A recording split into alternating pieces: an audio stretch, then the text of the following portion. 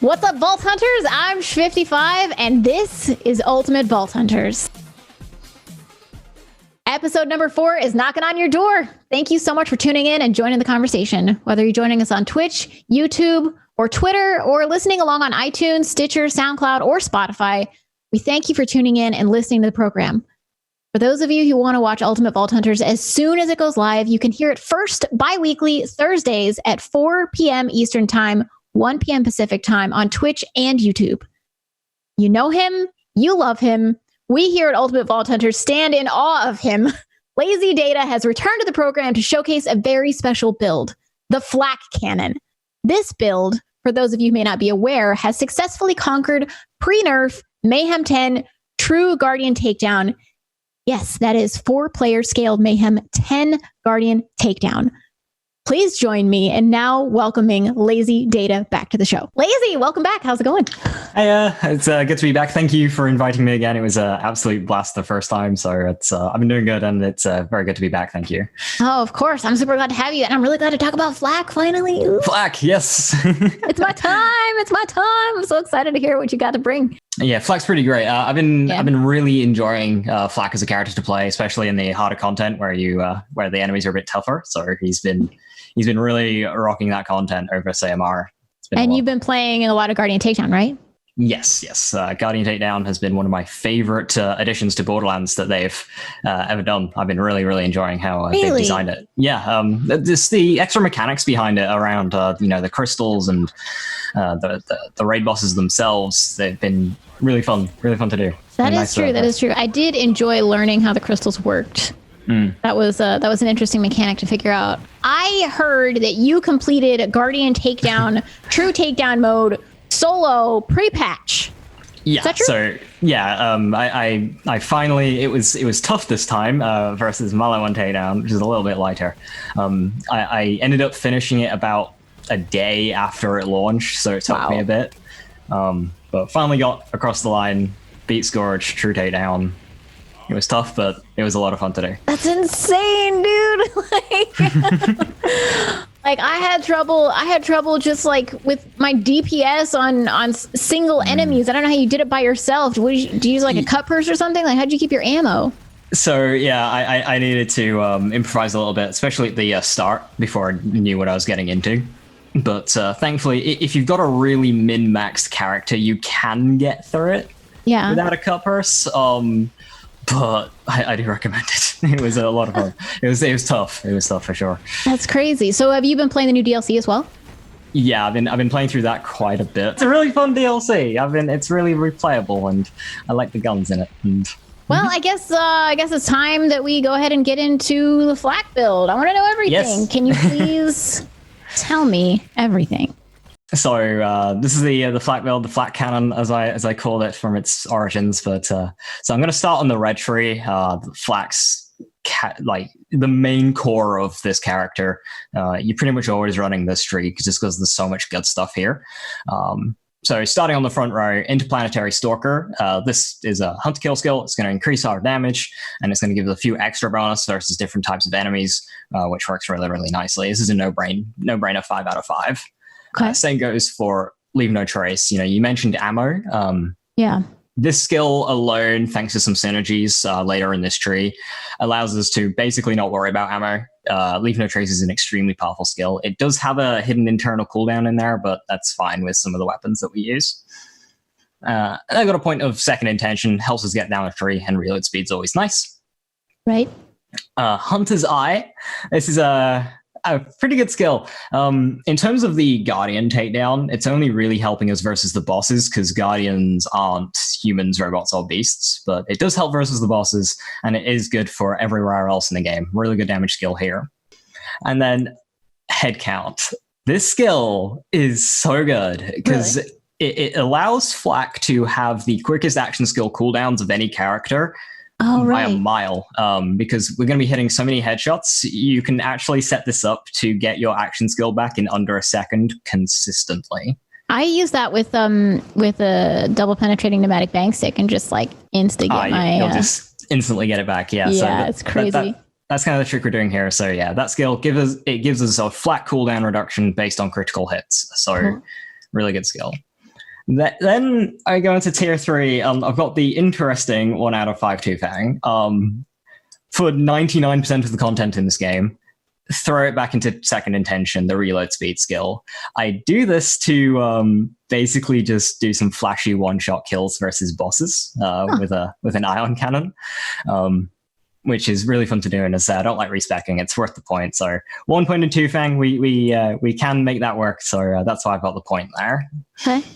The next row, tier 4, you want to max both these skills out. They're extremely valuable. You've got Big Game, which is going to increase all our hunter skills. So that's going to be, Interplanetary Stalker, Furious Attack, and really good skill. And then we've got Most Dangerous Game. This is going to give us some more bonuses, some gun damage, some critical hit damage, and some handling. Underrated stat, but handling is very useful. This will proc whenever we kill a badass, and it's there for 2 minutes. As I say, no-brainer. It's a fantastic skill. Gives us so much value from those 3 points. And then finally on tier 5, we've got Galactic Shadow, some more critical hit damage, and some aggro relief for Flak. That's going to be very important for this build, is that aggro relief. It's a 1 point of 15% damage, and then that's going to unlock Megavore, which is our capstone, arguably the most powerful capstone in the game, along with Short Fuse. Whenever you hit an enemy, it's got a chance of scoring a critical hit, and this is very important both in and out of fadeaway. It's going to proc those on-crit effects. It's, of course, going to give you the critical hit damage. And just in general, it's a really, really good skill for both damage and utility. And that's my red tree. That's pretty much what the red tree on Flak is going to look like. Can you talk really quickly about Grim Harvest and why we don't use it? So Grim Harvest is it might get a bit more use now that Rack Attack are hitting harder, but we don't use the Rack Attack here. The problem is the 1 point of 3% gun damage, which is not much at all. We've already got the points to get to Megavore, so we can start moving on the rest of the trees without taking it. And, all those points were worth more than the 3% gun damage. And even once you've maxed out your second tree, there's a skill that gives you 4% gun damage for 1 point and some action skill duration. So it rarely gets any value just because of where it is in the tree. You can't use it to move down the tree because you've already unlocked Megavore. Right. So you have to pick it afterwards, and there's other places to be, Power Inside and Frenzy. So Fair. Sorry. Yeah, we just couldn't reach it, unfortunately. Be real. Yeah, of course. Now, moving on to the next big tree here, we've got Green Tree, it's the Stalker Tree, and the first skill here, Furious Attack. I pretty much picked this as my first skill when leveling a Flak. It's free damage. It's whenever you shoot an enemy, you get a stack of Furious Attack, and this is just a free 20% gun damage at 10 stacks on 5 out of 5. And it's a hunter skill as well, so it can get boosted by Big Game. A really, really good skill, gets us down the tree. Next, we've got Overclocked. It's free DPS. Whenever you reload, you'll just get more fire rate. Sometimes I find myself having to reload manually because, as I mentioned, Leave No Trace. It's going to keep our ammo topped up. So sometimes you have to remember to reload manually on occasion. That's how ammo efficient we are. And that will just give us the extra fire rate with extra DPS. We've got All My BFFs. 3 out of 3 here. Don't neglect the pet. The pet is so useful, regardless of how much damage it's doing. We're using it for survivability. Yeah. We can use it for damage now as well, thanks to the extra 3 points and because of the pet buffs that came in. So All My BFFs helps keep your pet alive. So worth it. And you're gonna want your pet alive because on the next tier we've got Lit the Runes, which whenever you go down, we're Flak, we don't have lifesteal. Very reasonable to assume that you will go down. Your pet just picks you back up, and it's you need an alive pet for it to do that. Turn tail and run on that tree. It's one recurring theme with Flak. It's a lot of damage. So we've got standing still for damage, and then it gives you a bit of regen while you're moving, which is going to keep you and your pet alive. But that gun damage there, again, we have so much gun damage with this spec. Another reason why Grim Harvest in the previous tree wasn't worth it, because if you've got too much of one type, you end up just getting diminishing returns, and you want to keep it varied. Moving in onto the next tree, and speaking of keeping it varied, we've got Hidden Machine. So this is going to give us 30% damage on enemies that aren't aggroed to us. And there's going to be 2 ways that we can make sure that happens. Is A, entering fadeaway before the enemy spawns. So it's useful before you jump into a boss fight. So the first three shots against the boss, you'll have this bonus. And if an enemy spawns whilst you're in fadeaway, you'll get this bonus. Also, I mentioned regarding pet aggro earlier on, if an enemy is aggroed onto your pet, which we can make sure happens, you'll get this bonus. It's a V2 damage bonus, so it works really well into the damage formula. So nice, great skill to get. If you don't have much in the way of aggro relief, skill's not worth taking, but thankfully on this build we do, and that's why I took it. Cool. And we only need 3 more points to get to the power inside, so that's going to be the Fast and Furious, well above half health, so it's not a URAD build for that, powerful radiation anoint. We have to be above half health to get more gun damage and movement speed, which is very nice, and that's going to give us power inside. Final capstone skill here. Because our action skill is cooling down so fast, this is going to be up all the time. It's 50% damage. It works really, really well in the damage formula. It's V1 if I recall correctly, and it's going to be there all the time. So nice. It's just a huge damage increase for us. And then finally on to Blue Tree. These last few points that we've gotten have come here. As I mentioned, we got this Persistence Hunter. It's 4% gun damage per point, up to 12%, so 3 out of 3, with some action skill duration, which works very, very nicely for completing the crystal section on the takedown, the Guardian takedown, because you can just stand on them invisible. I'll talk to that after I finish the build, but it will keep you alive and make that encounter so much easier for you. Then unfortunately we need to spend 2 kind of wasted points. I've put them into Frenzy, give us some more just casual pet damage to help us unlock the next tier. Ferocity? Oh, yeah, no. 2 points of ferocity to get down to this next tier of skills. And that's going to be, you can do one of 2 things here. I've gone with Who Rescued Who. This is lifesteal damage so as you deal damage, it's lifesteal for your pet. And because you're dealing so much damage, your pet's health bar is just going to fly up. Huh. You can keep your pet alive through pretty much anything with this skill, barring maybe Wotan or a diadem explosion. Outside of that, your pet's going to be living with this. The alternative is if you have a Bounty Hunter class mod with points in Frenzy, you can put this into He Bites, which is a skill which, when your pet takes damage, it returns some damage to your attacker. This counts as pet damage, so it will stack the Frenzy skill, which is just next to it. Whenever your pet deals damage, you, Flak, get damage to all your weapons and such. So. Cool. Again, I only put the He Bites point there if I have a Bounty Hunter class mod with Frenzy as a skill. Otherwise, Who Rescued Who for the safety, keep my pet alive because my pet keeps me alive. And that pretty much rounds out the tree there. Very, very high damage. This is all leveled to 60, right? So yeah, this is a level 60 build, 58 skill points. Awesome. What augments do you take? So for Fadeaway, we take Not My Circus, the first one. It's okay. We take the middle 2. Not My Circus, after Fadeaway ends, our pet will do a taunt, drawing the attention of enemies, and it will gain huge damage reduction, 80%. Makes your pet really, really tanky. And because we've got BFFs, because we've got Who Rescued Who, our pet won't be dying. As long as you are giving some attention to making sure you're constantly looping your Fadeaway, this damage reduction is always going to be up, and your healing's always going to be up. So unless you're fighting, say, Wotan or a diadem, your pet's going to be alive with this and taking all the aggro, which means the enemies aren't shooting you, which keeps you alive. Cool.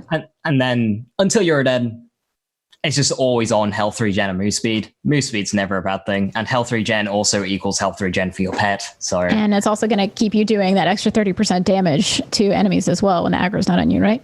Yeah, so as the enemy is taunted, you'll they won't be aggro to you, as you say. Well, Hidden Machine will be active, so that synergy there allows you to use that skill effectively, and it's free damage. Ooh. Okay, so you talked about Not My Circus. You said Until You're Dead. What does Until You're Dead do?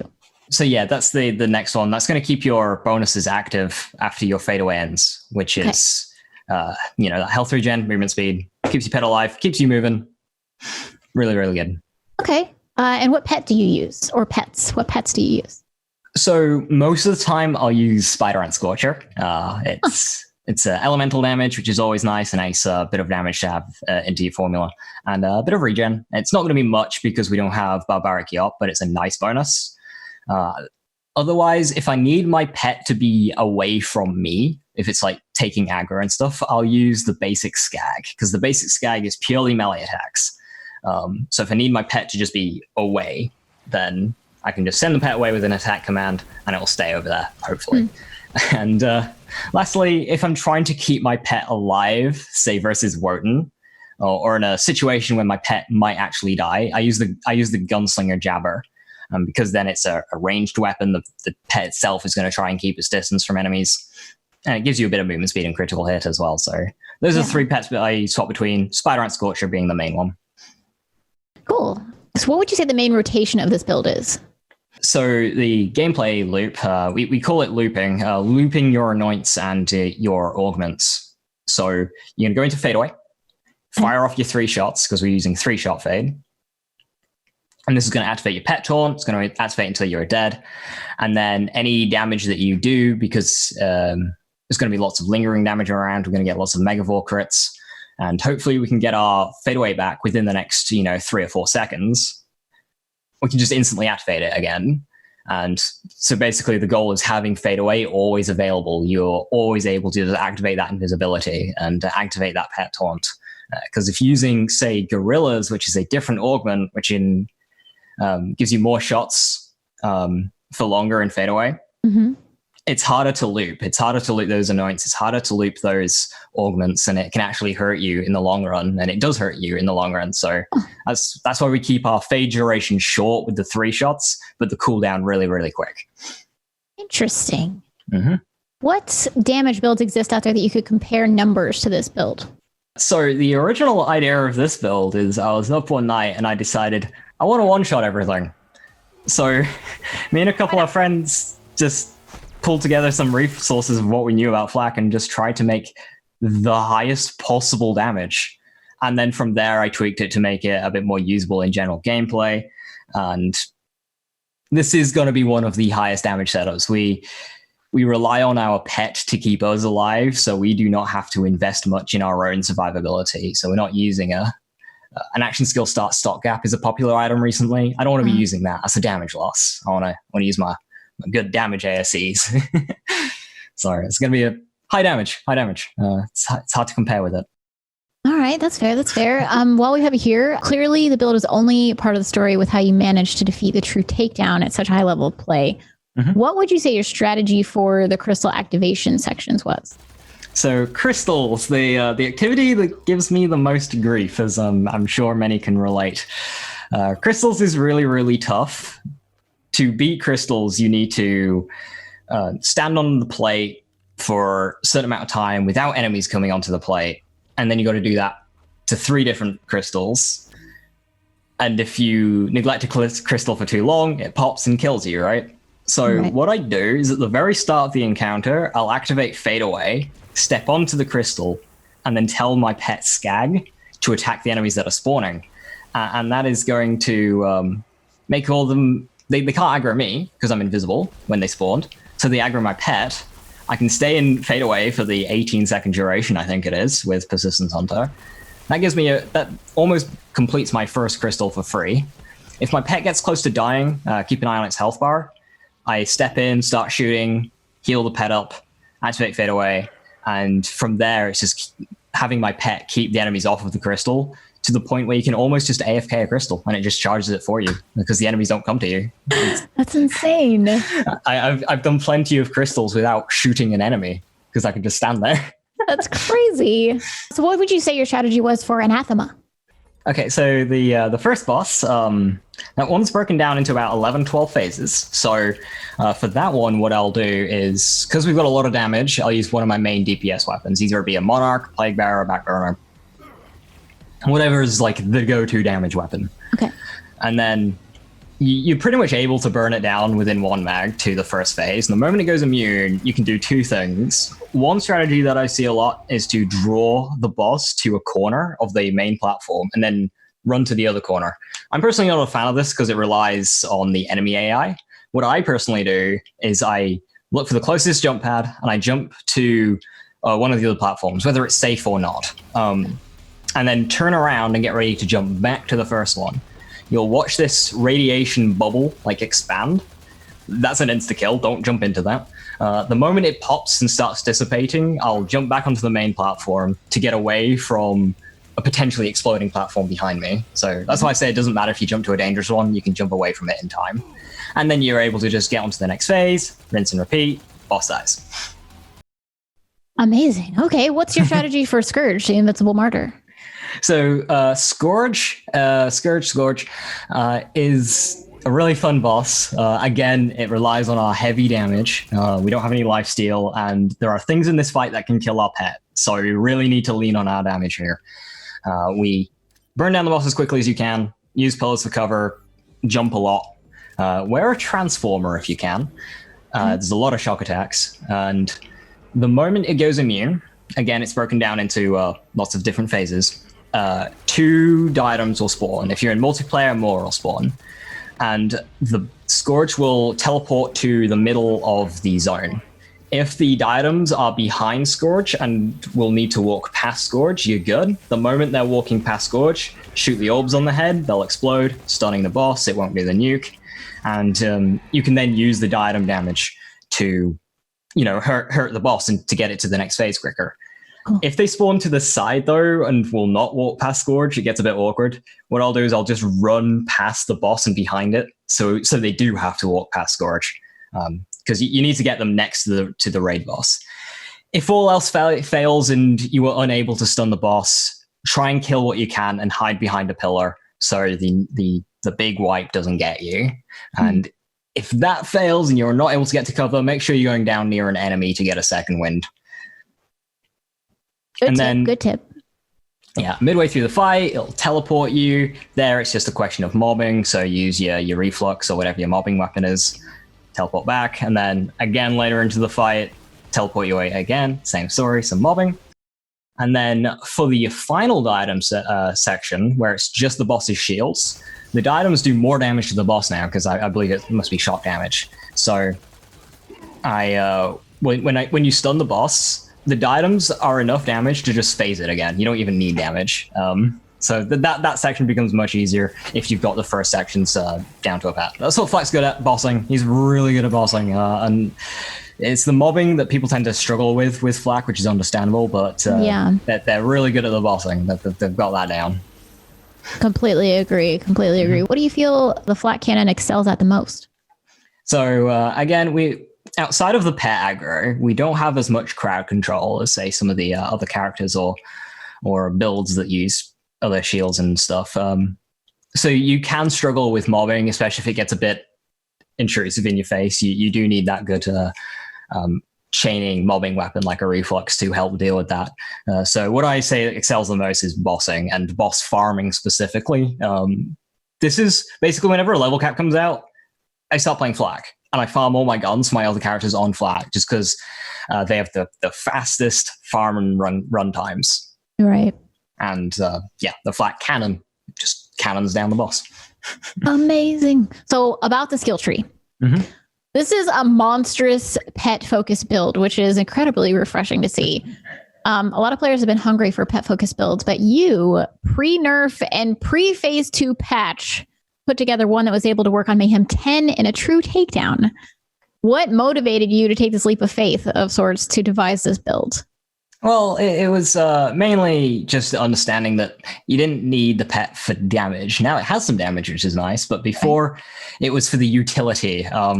You always bring up Flak's survivability. He's not able to face tank like some of the other characters. Yeah. Well, you can't face tank, but with the pet, you don't need to face tank with that aggro relief of Not My Circus. So I always used to play Rax, and then it was somebody I know, Rator. He was using Not My Circus, and I noticed that. And I thought, that's pretty cool. I asked him about it, and I applied it to my setup here, and it works really well. And Fade Away is now my favorite action skill. Awesome. I'm glad. Welcome to the team. Yes. Okay, so this build seems to be focused more a lot into survivability than one would expect. Mm-hmm. Were you anticipating the takedown to be extremely taxing and then would require extra points and normally overlook survivability talents? So normally the survivability is there for the pet. To keep that alive, because the pet keeps me alive. In terms of the taxing of the Guardian takedown, it was definitely more than I expected. I expected Trial of Supremacy Plus. I was not expecting what we got, and I was pleasantly surprised. I enjoyed it a lot. In terms of a respec, I was mainly running URAD at the time, so definitely did have to swap into this, having Health Gate again, and did sacrifice a little bit of damage, but it helped me get through. It helped me get through with that extra survivability, keeping the pet alive. It makes the difference. Awesome. So living long is one thing, but if you're out of bullets, you're out of luck. How were you able to keep your ammo going strong during the encounter? There were two main weapons that I use, sometimes a third. The first is going to be shotgun, the Reflux. Because the Reflux has got a reasonable fire rate, and it's got all these chains that are flying everywhere, it's triggering Megavolt, which is triggering Leave No Trace. Shotgun ammo, it's infinite. You can, if you've got enough enemies, you can just hold down M1 or the trigger, and you never have to reload. It's like playing Mo's. Wow. Monarch was my assault rifle of choice. Yeah, that did sometimes have some damage issues. Not anymore since the health reductions. I use the Cutburst Launchpad once during the Scourge fight, typically. But now, if you get some ammo pickups, you'll be okay, and you can get through. But cool. If not, Cutburst Launchpad, great item. Hope for it in a world drop, and that can help you on ammo there. And the last time was rocket ammo, because if you got a grenade that can get lots of hits, like a Hunter Seeker, rocket ammo is basically infinite on Flak, because it's firing so slowly. You just need one Leave No Trace proc, and then boom, you get an ammo back. So the main trick for Guardian takedown and ammo is just using more than one weapon type. So if I use purely shotgun and assault rifle, I tend to run out of assault rifle. If I implement some rocket ammo in there too, that's going to lighten the load on the other two ammo types. So try and keep your loadout varied, and that really helps with the ammo situation. All right, awesome. Okay, so I know that we just got 3 more levels, but if you had 3 more skill points to add your talent tree, where would they go? 1 in He Bites and 2 in Frenzy. Easy choice there. You already know. Yeah, already know. So Frenzy is, as I mentioned earlier, it's whenever your pet deals damage, you get some damage for yourself. He Bites is important because whenever an enemy attacks your pet, which it will be because of Pet Taunt, they take some return damage, and this counts for Frenzy. So your pet doesn't need to be doing anything. It can just be stood there, and it'd still be stacking Frenzy. So this is free damage right there. Flak has so much of it just ready and waiting. Any more points? Yep, we get some more damage. Don't need it, but we're getting it anyway. Cool. So what weapons and gear will you be using in the build? The Reflux is the premier mobbing weapon. It's chaining. It got buffed recently, which is terrifying. So that is probably the best mobbing weapon, and the area damage there is nearly matching Amara ties that bind. Flak's damage is that ridiculous. Oh, wow. For single targets, for bosses, or if an enemy pushes me on crystals and is separated, I swap to a Monarch or a Plague Bearer to deal with that one. In terms of backup weapons, if you can't get a hold of those, Brainstormer. It's a smaller reflux, and same goes for Dictator to Monarch. So there's some easy ones to get earlier game that will do the job. Wonderful. What anointments do you think the player should aim for? So again, being an endgame build, anointments are going to be a focus, of course. In order of importance, I would say next to mags, 100% bonus elemental. This anoint getting buff was huge for Flak because it allows you to kind of, match that URAD damage, but having elemental freedom, and it's always up because we're looping our fade away so much. So it's elemental damage. It's an extra damage instance. It's great. It's definitely one of the best anoints in the game. Secondary to that, consecutive hits. It stacks to 200% gun damage, so it is gun damage, but that's still a big number. It's easy to upkeep because we've got so many bullets flying around. We're so ammo efficient. It's okay if you miss a shot. I see this come up a lot. Consecutive hits is just dealing damage. It's okay if you miss, as long as you're hitting enemies within a certain amount of time. It will stay stacked, so it's actually a really usable anoint. Cool. I did not know that. And then after that, if you're still struggling, 100 ASE, 390 are 2 good backup anoints. Hell, even Airborne. Airborne's a pretty good anoint to fall back on. It works really well. It's its own modifier, and It's a fun one to play around with as well as Airborne. So if you're still struggling for annoyance, don't sleep on Airborne.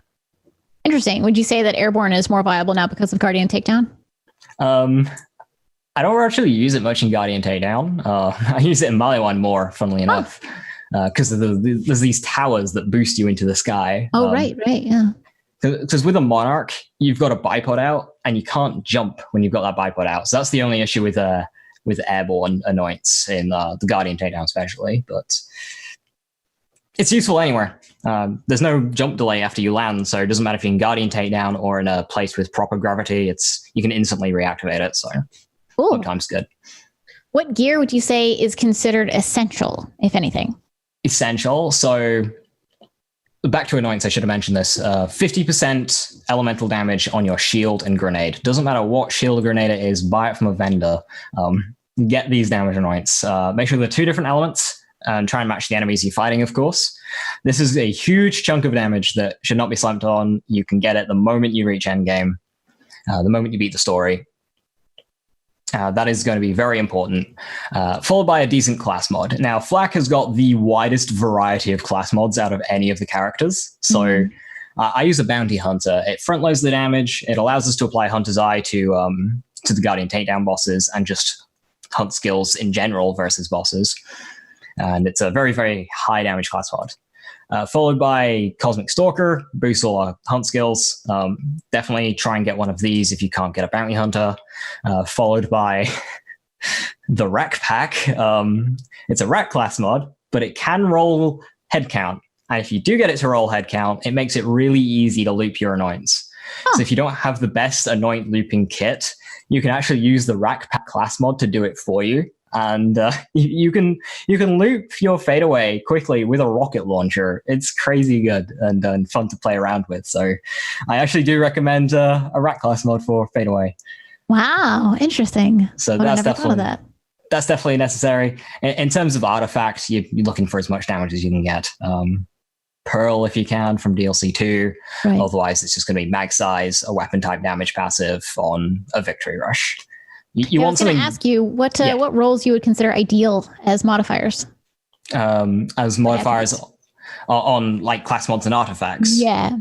So we need to spread out multiple different damage types. If you just go gun damage, diminishing returns. So I try and get some crit damage if I can, some elemental damage if I can, some weapon type damage if I can. That's V2. So if you got a shotgun damage, an AR damage. Splash damage is good as well if you're using a rocket launcher like the Plague Bearer. Get some of that, and mag size is never a bad thing either. So those are the 4 main ones that I'd keep an eye out for. And you mentioned the best grenade mod is just to get one that has the elemental damage on it to match whatever enemies you're playing against?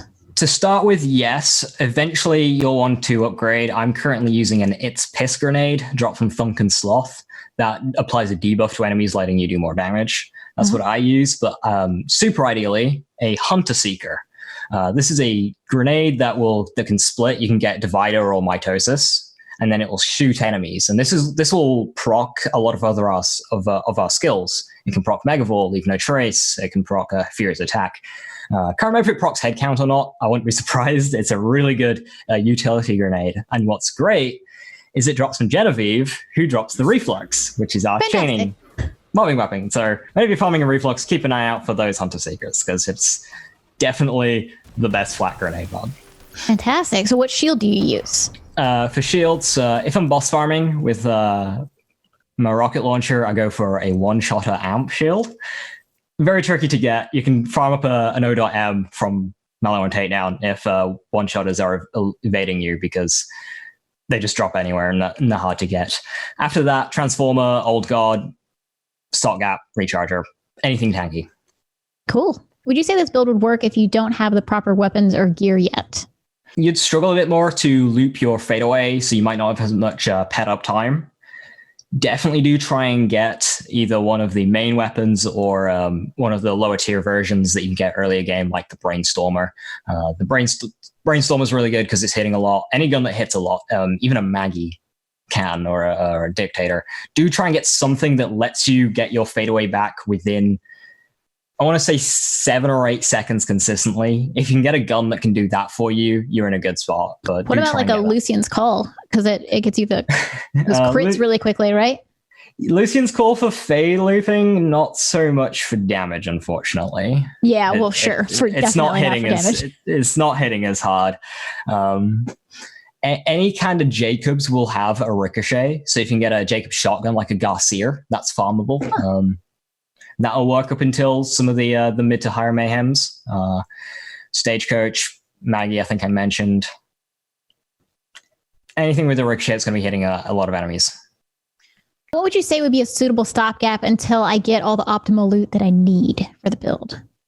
So again, in terms of like my route to gear this character, if I was leveling it up, so I beat the campaign with whatever gear you muster, and then you want to jump into Mayhem mode. The first thing I'd farm up is probably a Hell Shock from Gigamind. This will be your like kind of first weapon to get. It's insanely powerful. It can accelerate you through the mayhems like no other, and it's Gigamind. It's easy to get, and Gigamind is also pretty good for dropping class mods as well. So that gets you on your way to getting those, bounty hunters and cosmic stalkers. And then from there, you are looking for your Brainstormer and Dictator to be upgraded into a Reflux and a Monarch. And then whatever is in the DLCs. I'm not fully up to date with all the weapons yet. But if there's any good hard-hitting weapons there, then they'll be good shouts as well. Cool. So what Guardian rank talents should players focus on to get the most bonus stats for the build? So as Flak, we will go down a lot. That's fine. We don't have, lifesteal, so be prepared to go down, which is why in the middle blue tree, we've got 2 Angry to Die.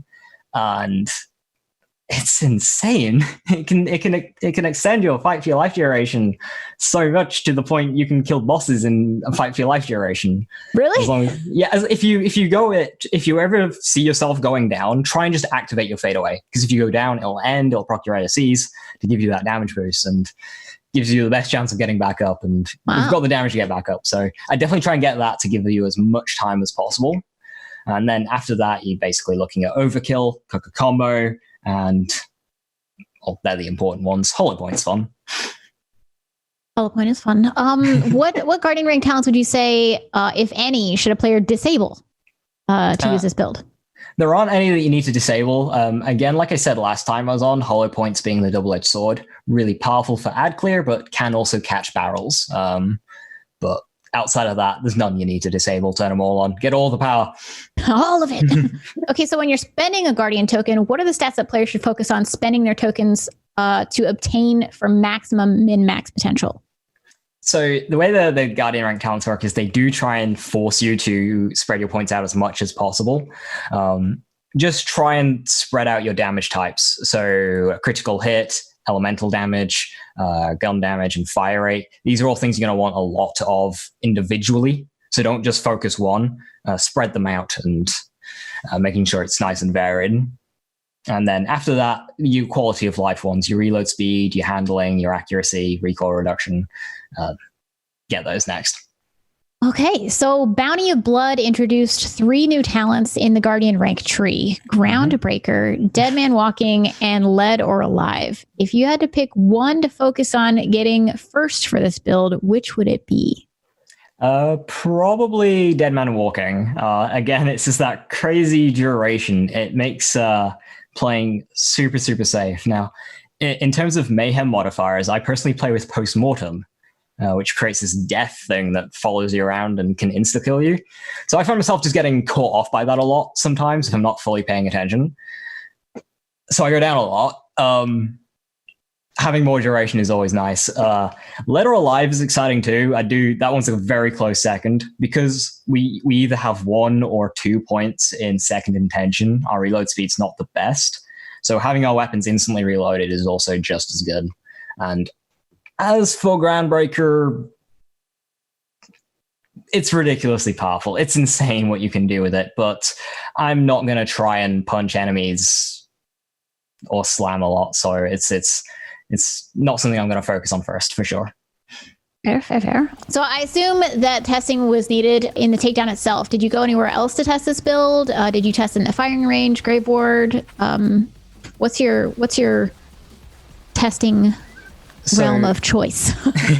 The way I test things, whether it be builds or weapons, what I first do is I go to everyone's favorite mobbing encounter, Athenas, just to make sure it works. If it's not blasting through Athenas, it's the immediate way to tell that something just sucks. If it's not able to just fly through Athenas, that just weeds out the waste. What's a waste of time? If you're able to get through Athenas nice and cleanly, then I upgrade to COV mobbing, whether it be Jacob's Estate or the Anvil or Slaughter Shaft. And if it's working there, good, that's solid. And then I'll take it into Guardian Takedown, or if I'm confident in it, true Guardian Takedown. And that's how I just go through testing new ideas and stuff. And that's kind of the route that I take. Cool. What are some of the initial impressions you had when you first tested the build? Wow, this does a lot of damage. I'm used to Amara and relying on all my damage being on ties that bind, and just doing damage off the bat. It was like, okay. it took some getting used to, because you don't want to overtake your pet, because then they'll switch aggro back to you and you'll die. Right. So you got to learn to play behind your pet in gameplay, which is usually okay. That they're wanting to just punch, not doing anything smart. They just want to go in and punch. So it's fairly easy to do that in the end. But that was the main thing that I noticed, is I couldn't play as aggressive in your face, and wow, this is a lot of damage. Fantastic. I can't wait. I'm excited to try it. What did the numbers look like compared to other similar builds, both ones that you've crafted and you've seen other community members display? So the main comparison that I would draw between this build is there's a great resource for builds on the discord.gg/Borderlands, the Borderlands Discord in the builds channel. We've got a bunch of resources with a lot of builds for all the characters, and this one was very, very close to the suggested 3-shot fade build. So the Flak section is mainly managed by someone called Rator. He's a genius when it comes to Flak. He did the majority of the testing behind a lot of these skills. Oh. So credit to that, to all that work put in. Cool. That's really cool. I'll have to check that out. Mm-hmm. Worth doing. Definitely worth doing. Do you feel that there are any changes that Gearbox could make to the game that would further refine this build without making it drastically over or underpowered? In terms of Flak, just in general, I think he's probably the most well-rounded, well-built characters in the game. He's doesn't need much work at all. They're just really, really good. The only thing I would maybe suggest is things like Hunter's Eye applying to Guardians, the Cosmic Stalker, fully boosting Interplanetary Stalker, just small tweaks like that. Rage and Recover needs a little bit of a tweaking. At the moment, it's 8% of missing health over 3 seconds. If that could just be bumped up a bit to, say, maybe per second for 3 seconds. Small tweaks like that. Doesn't need an overhaul at all. Cool. So when you were last with us, you teased a build to bring on the show in which Flak would make an effective use of an ion cannon. Yes. We, of course, got sidetracked with Guardian Takedown and Bounty of Blood, but we're talking about Flak here. Yes. Is it possible with a few tweaks that you can turn this build into that one, and how? So that weird point that I have in Two Fang, this is where it shines. So when I want to farm a boss, you can just do a Gorillas and the Mist Monarch, but to me that's boring. I want to one-shot it. I just want to one-shot everything. So my setup to get the maximum damage is going to be my Amp Shield, followed by a Stack Bot. I'll swap to a Stack Bot. This is consecutive crits, increase our gun damage. Then I have... Grenade doesn't matter, just have the ASE on both the shield and grenade. An artifact, I use an artifact, doesn't matter what it is. I just look at the passives, I look for AoE damage, area of effect damage, and then I look for bonus and element damage. So whether it be 20% bonus shock, it can sometimes double roll to plus 40%. I've got a 40% incendiary one, but area of effect damage followed by incendiary damage. Just keep an eye out. Doesn't matter what the rest of the artifact is. And awesome. That's my gear load out there. As for the guns, now I only need to use Two Fang for a few select bosses, but if your build isn't quite perfect or you don't have a one-shotter, this is still useful to do. That 1 point in Two Fang, we can guarantee it on our shot. So when we launch into the game from the main menu, when you're safe quitting farming, I have an automatic weapon with a sizable mag. I make sure I spawn in with that in my hand. I shoot 19 bullets. I then swap to a high pellet count shotgun. I use a stagecoach and I shoot the boss twice. This is going to stack our stack bot. 2 shots from a good stagecoach is at least 50 hits, which is 250% gun damage from stack bot. That's like adding in a whole Amara onto your damage. And that's only half of what the class mod can do. And then I swap to the ion cannon, and that guarantees that we'll get our 2-fang shot. So my ion cannon roll ×2, elemental with either a splash or a 300% damage anoint. Shoot the boss in the crit spot, and boss dies. Wow. It's a lot of fun. I do it all the time for farming. You can even bypass Kilovolt's immunity phase, which is really useful for farming monarchs. It's hard to do that. Like, you have to do it at the exact right moment. Yeah, I go in, I do the shotgun thing, I go behind Kilovolt, and you got to aim for the crit spot. So, bit of information with Fade Away. It guarantees a crit, but it doesn't guarantee a real crit. You can increase your damage further by still manually aiming for a crit spot. So that's an extra tip to get some more damage out of Flak. So you do need to hit Kilovolt in that weak spot. Interesting. Is that in the... No, it's if you go behind Kilovolt, he's got a little box on his back. It's like a power core. Okay. Look, because it's not what Moxie tells you to do. We all know Moxie tells us to shoot him in a special place. Yes, we will not be shooting him there. We'll save him that. Okay. I just want to know where his crit spot is. Okay, so important information. Look, Flak is just too flexible. I mean, no wonder he's my favorite. Yeah, flexible. So with the ion cannon build out of the way, what build are you perhaps thinking of bringing to us next time? So the build setup that I've been having the most fun recently, thank you, Gearbox, for buffing all of the action skills, because Amara's Tandava.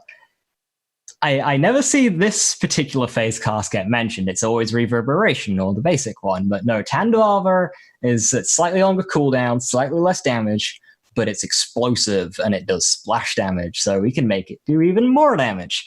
Cool. And you just chunk enemies. I've just been playing it in the DLC and it's so much fun. And it's a break from Ties That Bind. So I want to make a build around that. I want to get the most out of Tandava I can, and maybe even Phase Slam, because Phase Slam's so much fun as well. I want to use these action skills in endgame now. I'm interested. This is exciting. I'd love to see that. Well, dude, thank you so much to the audience for joining us for the show. And thank you, Lazy, so much for being here. This was awesome. I had a wonderful time talking to you. Thank you so much for inviting me again, talking about main robot Flak. Absolute legend. That was awesome. And Lazy, where can we find you? You can find me streaming to my Twitch, twitch.tv/LazyData. I'm live 5 days a week, always doing whatever I can to this game, one-shotting whatever bosses I can. Come on, Gearbox, show me a boss I can't one-shot. And could you plug that Discord for me one more time as well? So it's discord.gg/Borderlands. It's you can find it on the official Twitch, I know, and that'll take you to it. Awesome. And of course, you can also find me on YouTube/LazyData and Twitter, lazy_data. Awesome. Fantastic. I'm going to have to check out some of your YouTube videos. I know you got some new ones that just came out. It's going to be great. I imagine I'm going to be saying this more and more often, but because it's policy for us here at Ultimate Vault Hunters, Lazy, for achieving what a precious few will ever have done, a build that successfully completed pre-nerf Mayhem 10 True Guardian Takedown, I hereby once again declare you an Ultimate Vault Hunter. Hey, thank you so very much. And Guardian Takedown, post-nerf, of course, and Bounty of Blood are both out now. So give the Flak Cannon a try and let us know the results via your favorite social media platform. Thank you so much for joining us. And we'll see you in 2 weeks on Thursday, July 23rd on Twitch, Twitter, YouTube, Facebook, iTunes, Stitcher, Spotify, and SoundCloud at 4 p.m. Eastern Time, 1 p.m. Pacific. If you'd like more details about the Flak Cannon, you can find a link to more information in the build in the podcast description section. Happy looting to all of you Ultimate Vault Hunters out there. We'll see you next time.